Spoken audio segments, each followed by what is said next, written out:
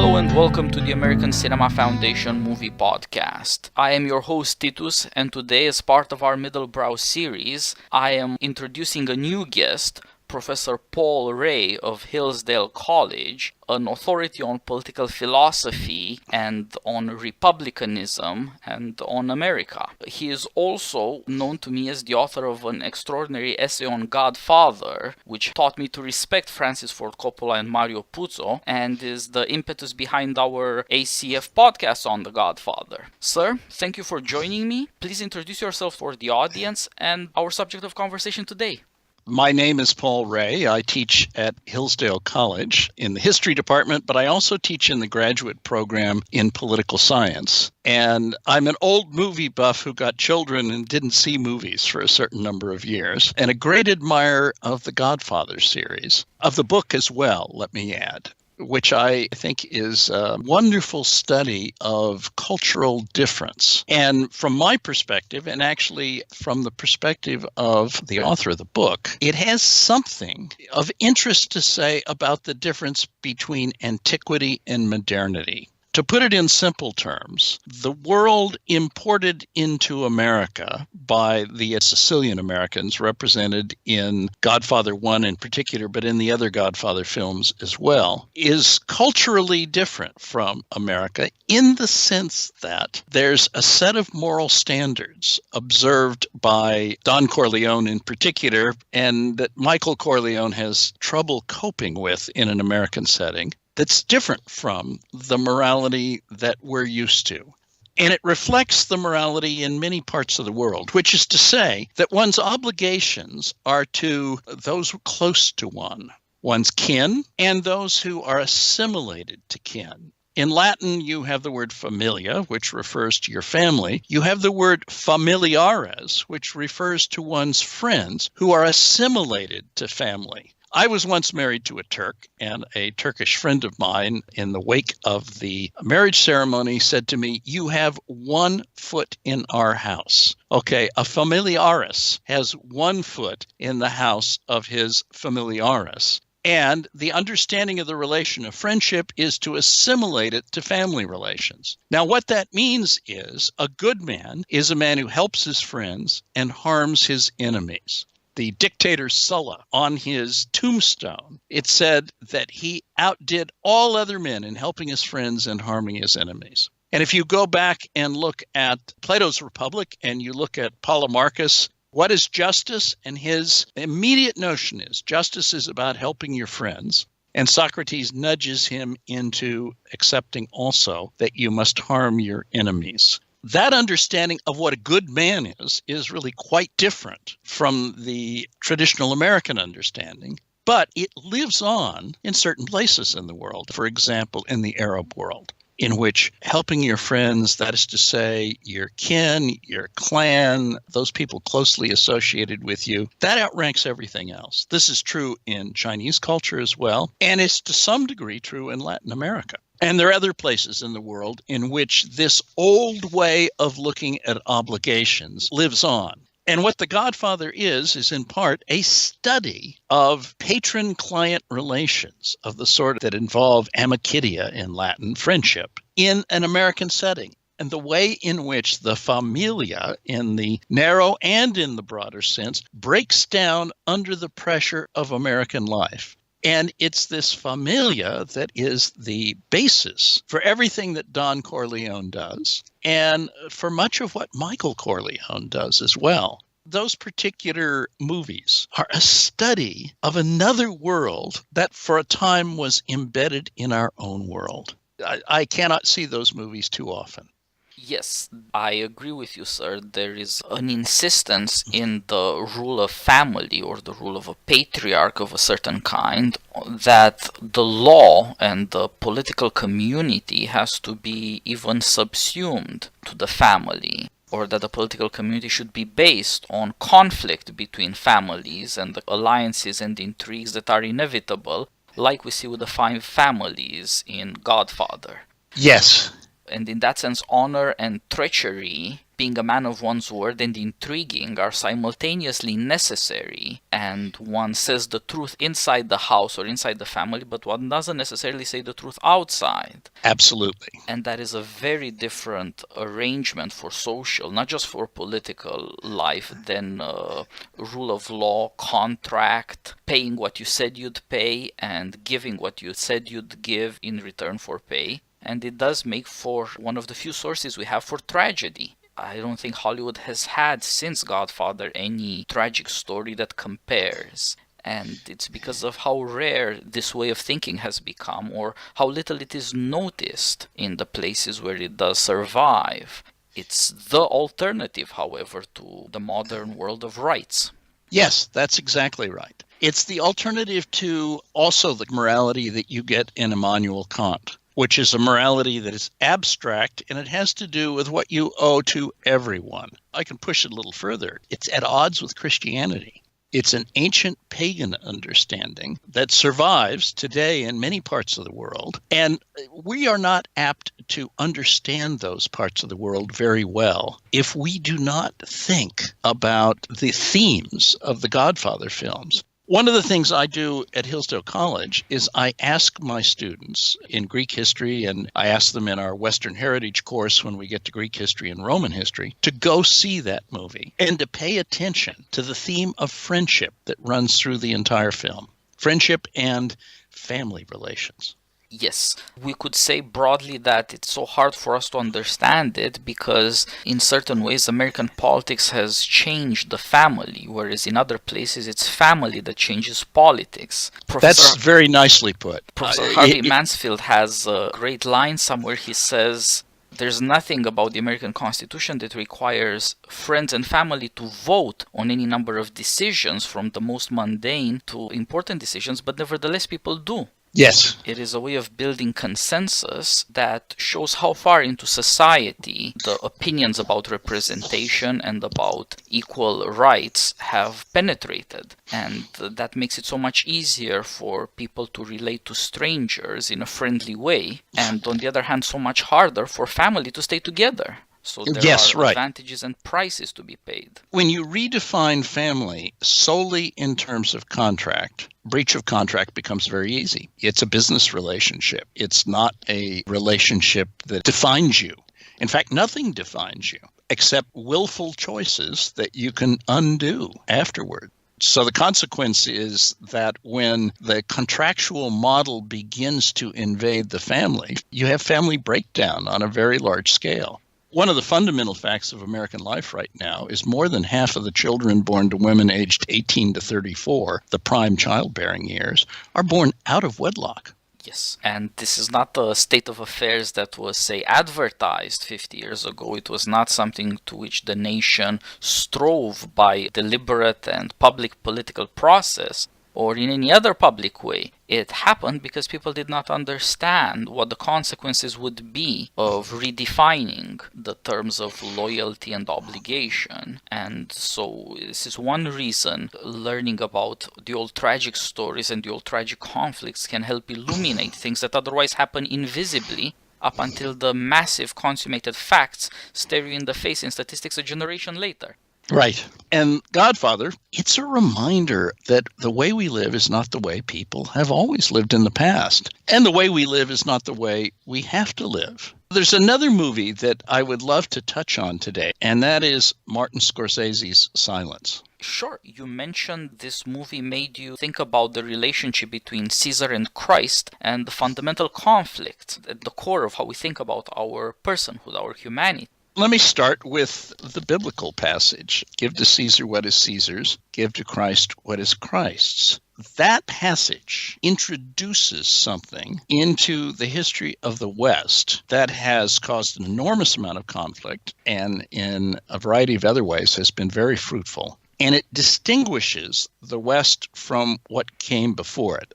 I teach ancient history, but I also teach the American Revolution, and I've spent my entire academic career puzzling about the grand transformations that took place in the character of republics between Greece and Rome on the one hand, the medieval republics in places like Florence and Venice on the other hand, and then the modern republic beginning with the United States in 1776. At the heart of the differences lies this fact.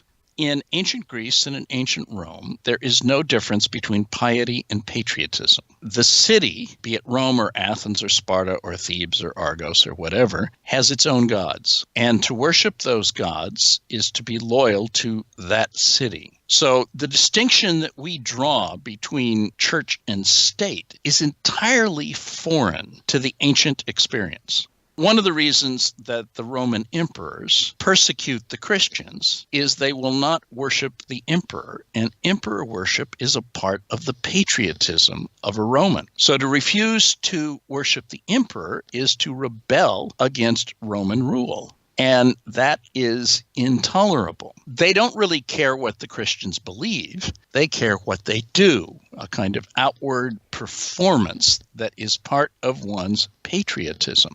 Whereas what you get in the Christian West is a distinction between the political order and the ecclesiastical order, the church order. Now, I use the word ecclesiastical deliberately because ecclesia is originally the word for the ancient Greek assembly. It's a political word before it becomes a religious word.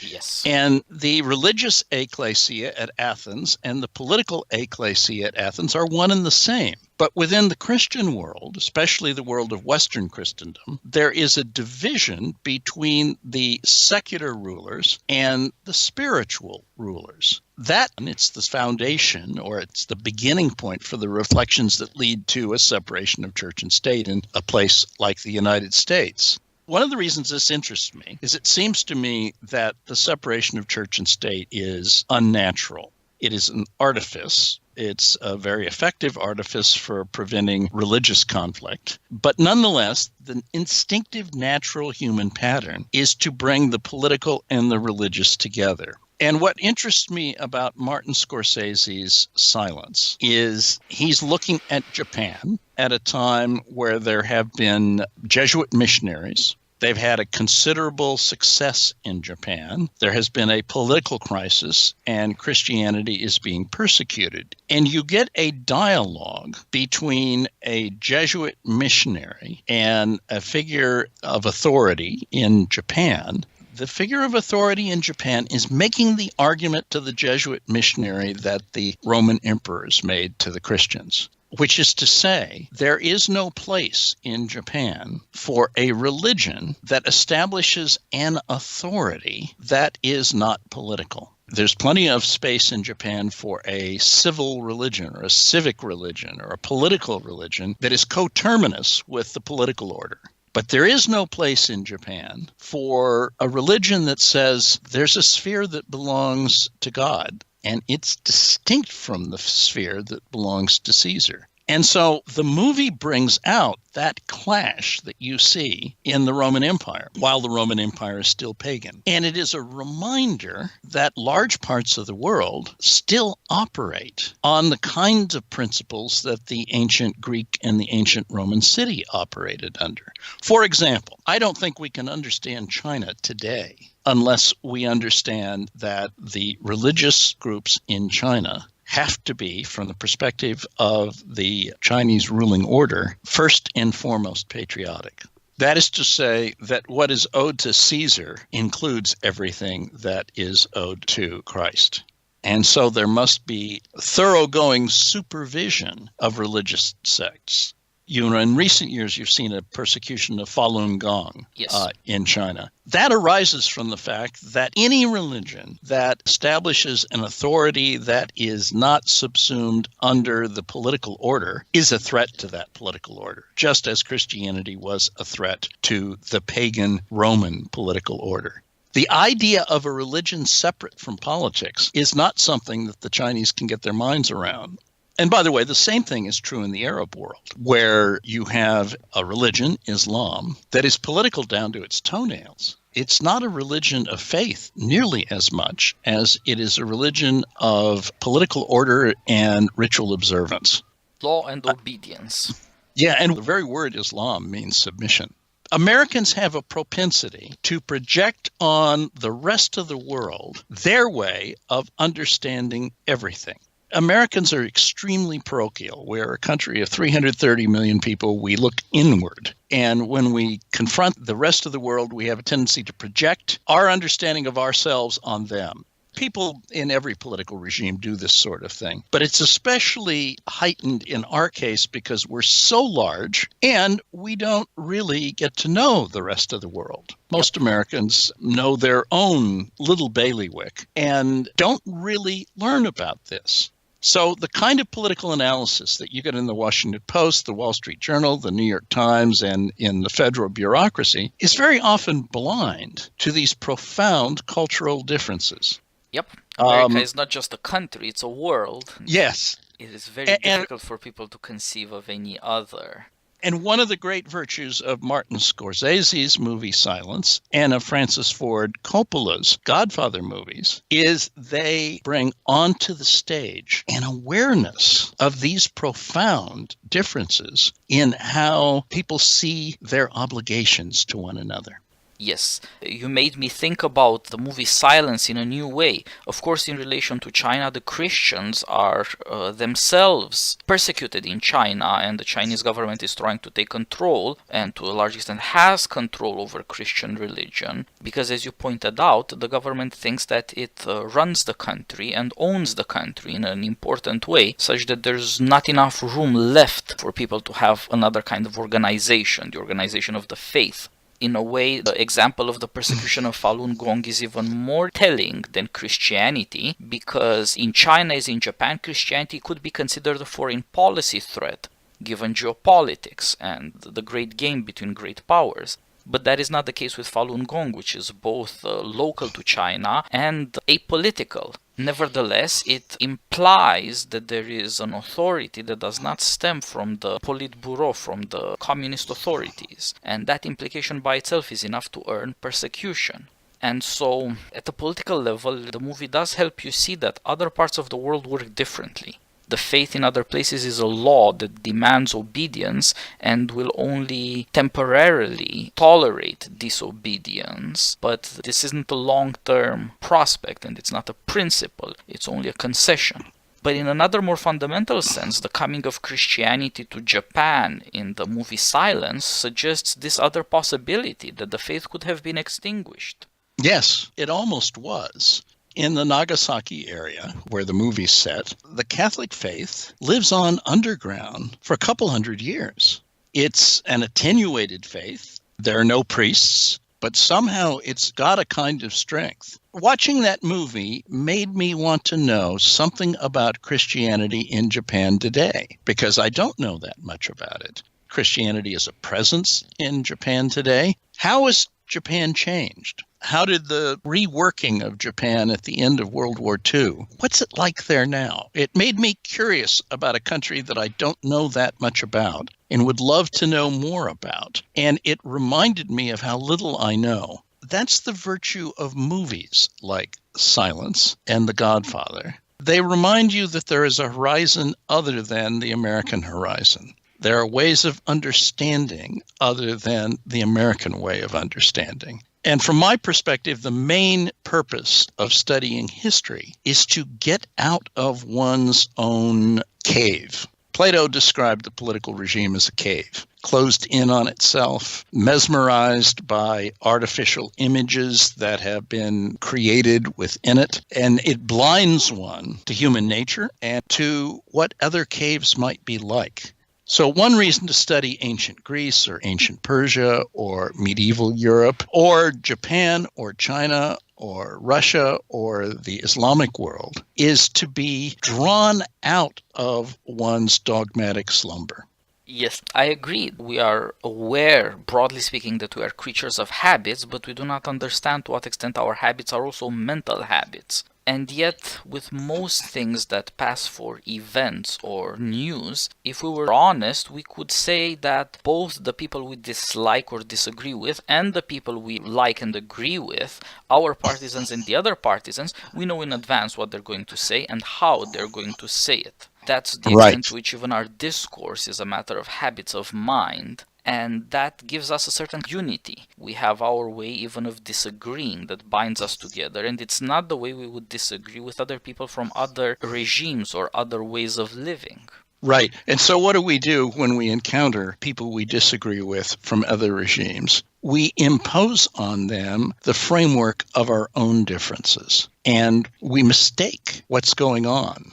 I'll give you an example. Throughout my entire lifetime, the political analysis of, say, the Soviet Union, the political analysis of Iran, the political analysis of China was always about moderates and extremists. And what that meant was we were not taking them seriously. We were not making any kind of attempt to understand them as they understand themselves. I'll take a particular example. An attempt was made by the Reagan administration to sort out Lebanon.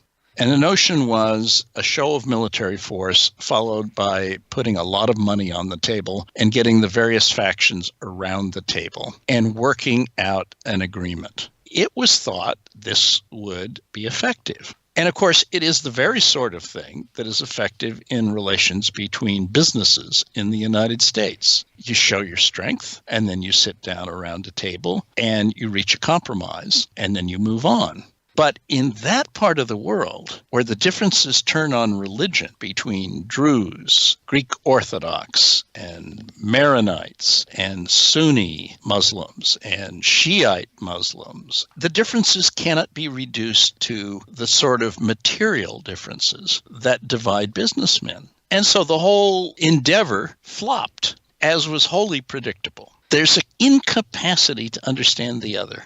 Yes, I think that's maybe to do with the fact that Americans assume that even if everybody's not American now, at some point in the future, sooner or later, they will be. Just look at what happened after World War II, or look what happened after the end of the Cold War. We didn't all die in a nuclear fire. It's a world full of Democrats who buy American and talk American English. Yeah, so we supposed. Yes. A friend of mine who is not favorable to Donald Trump said to me, "We don't have a foreign policy." And I replied, "We haven't had a foreign policy since the end of the Cold War. We thought we had one, and the foreign policy we thought we had was one in which the Chinese and the Russians would be assimilated to the Americans. They would enter into a world economic order that we had established and fostered starting in about 1944, and they would be satisfied with prosperity and the kind of influence that economic strength gives to a political community." And we were blind to the fact that what they were really up to in the post-war world was attempting to build up their economies with an eye to military power. And so what we're faced with right now is the fact that the grand strategy that we pursued in the wake of the Cold War failed. And it failed because we had no real understanding of the driving force behind what the Russians were up to and what the Chinese were up to. Now we're in a situation where we're awkwardly attempting to adjust to that. By the way, the same exact thing could be said about Iran. The Obama administration's dealings with Iran presupposed that putting money on the table in sufficient amounts would cause the Iranian government to opt for the American path, which is be satisfied with the territory you've got, the political strength that you've got, and concentrate on making money. It couldn't have worked, and of course now it's perfectly visible that it hasn't worked. Part of the deception here is that, of course, everybody wants more property, but there's always a question of what use do you want to make of it? Absolutely.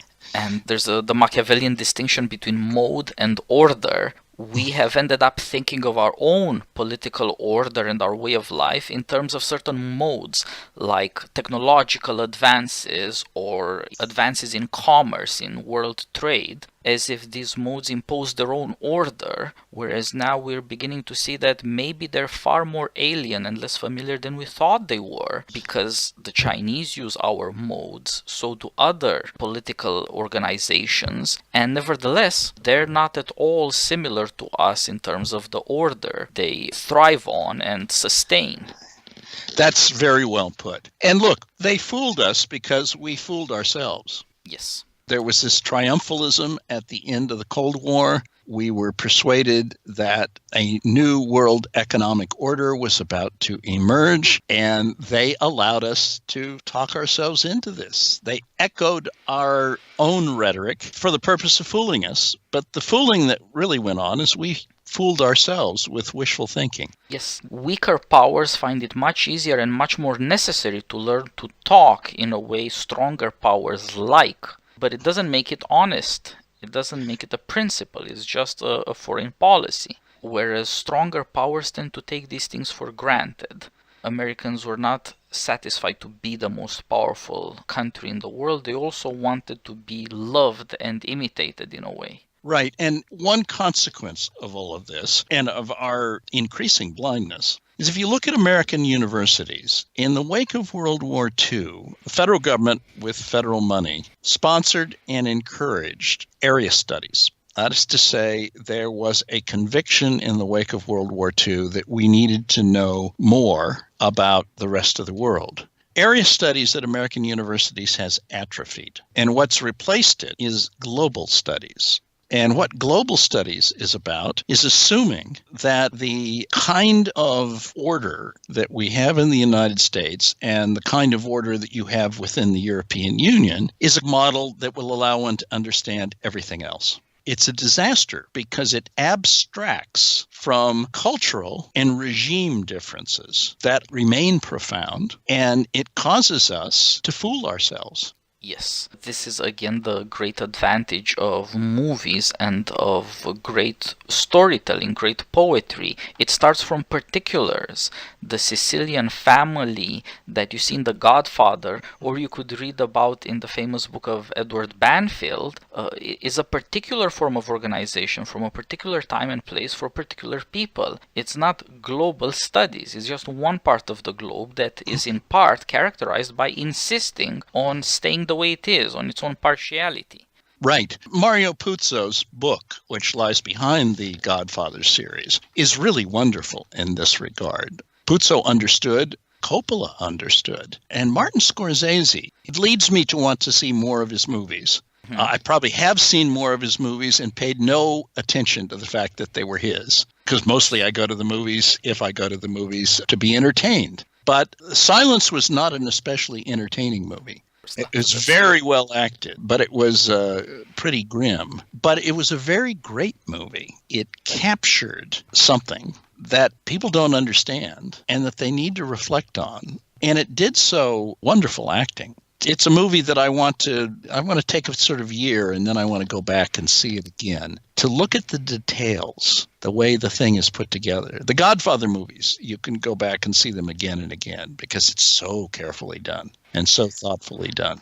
Yes, and that attention to detail cannot be part of a global view that is necessarily very abstract, very sketchy, all outline and no content. Right. The other movie that I saw this year that I thought was very striking and thoughtful was Blade Runner 2049. I had seen the original Blade Runner movie when it first came out, and I've seen it a couple times since then, and I looked at it one more time before seeing Blade Runner 2049. It, too, is about these kinds of differences. It is thoughtful about the different horizons within which people live and operate in a way that most other movies aren't.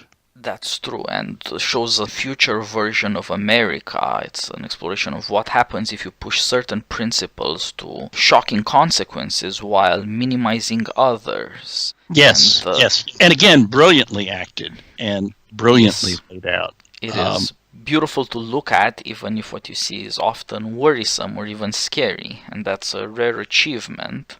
And it shows something about the mood of learning. You're struck by how different this way of organizing human beings is, how different these people act, And there is something worrisome about that, perplexing, terrible. Another thing that I've watched a couple summers ago, my wife and I sat down and evening after evening, we watched Game of Thrones. We went through, 6 years of Game of Thrones in the course of 6 weeks or something like that. It's mesmerizing in part because it too takes seriously the difference between political regimes and political cultures. You have the kingdoms on Essos. Each one's really quite different. The mentality is different. The climate obviously is different in the literal sense of climate. The climate in the non-literal sense of climate is also different. And then you have Essos, which is a very different world. There's something impressive about the imagination that was let loose on that. And the same thing can be said about what Peter Jackson did with Lord of the Rings. Again, you have different worlds, and you have different mentalities, and you have different regimes. And it takes seriously these differences. Yeah, that is an achievement, and I think the rise of this kind of fantasy in visual media suggests that, to some extent, the uniformity of American life, and at least public America, hurts people in a way or leaves them wanting something else. Worlds that are very richly described and that try to put together, as you pointed out, the climate. It has an effect on people, on their strengths and weaknesses, on their virtues and vices, and therefore helps bring up certain human types, and others are absent. Yes. It seems easier in these particularized circumstances, although fictional, to bring out psychology, human types, the varieties of human nature, and our only access to human nature, actually. And it seems like people are looking for certain self-knowledge and for certain fictional pictures of things they admire and things that scare them, of hopes and fears that have to do with who we are. Right. This is what literature has always done, really great literature. Certain of the movies and certain of the television series, we seem to be living in the era of the television series now, are exceptionally good at bringing these things out. Now, most of the movies are really pretty awful, but, my suspicion is most of the movies always were pretty awful. I think that's that true. the standouts, I know the movies of the 30s and 40s. I think what I know are the really good movies of the 30s and 40s. And there were a huge number of movies in the 30s and 40s that were just plain awful. And I've never heard of them. Of course, I would qualify that in two ways. One of them is that mediocrity isn't always as bad. Right. And the other one is that I find it much easier to name a lot of great directors and writers working in the 30s and 40s than now. Not all ages produce quite as much greatness. I'm pleased that there is greatness and even good stuff that's not great in our age as well, because we do tend to have a bias in its favor. It's more recognizable and more familiar. Yes. Sir, thank you for joining me on this conversation. Oh, and my pleasure. I hope we will be able to do this again. It's rare that I get to show the relationship between deep reflection on psychology and politics, and on the other hand, storytelling. The things we're actually going to the movies for, even though we don't realize it. Right. After all, even if we just go there to be entertained, a condition of our entertainment is that we want our heroes to be true heroes, their quests true quests, and the villains true villains, and for poetic justice to be done, for characters to get what we think they deserve. That is our moral political education at the movies. Yes, wonderful. Thank you very much. I enjoyed this. Thanks again, sir, and let us do it again. Okay, take care.